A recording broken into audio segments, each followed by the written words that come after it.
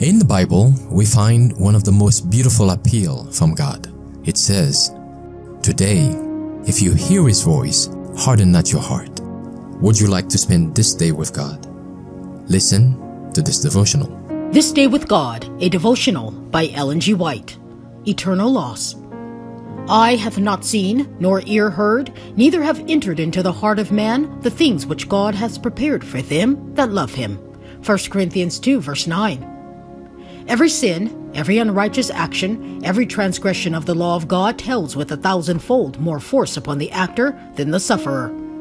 Every time one of the glorious faculties with which God has enriched man is abused or misused, that faculty loses forever a portion of his vigor and will never be as it was before the abuse it suffered.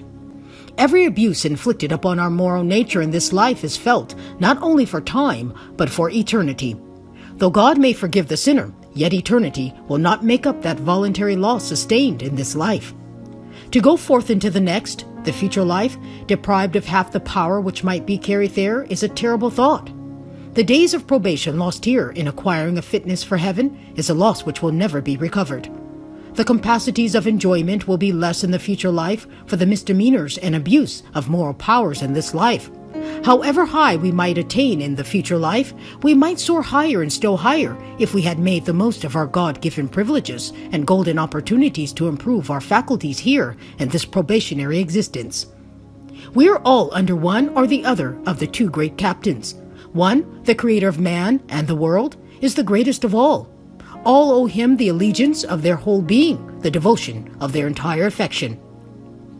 If the mind is given to his control, and if God has the molding and developing of the powers of the mind, new moral power will be received daily from the source of all wisdom and all strength. Moral blessings and divine beauties will reward the efforts of everyone whose mind is heaven-bent. We may grasp revelations, heavenly beauties that lie beyond the short vision of the worldling, that outshine the imagination of the greatest mind and the most learned philosopher who has not connected himself with infinite power. Justice, honor, love, and truth are the attributes of God's throne.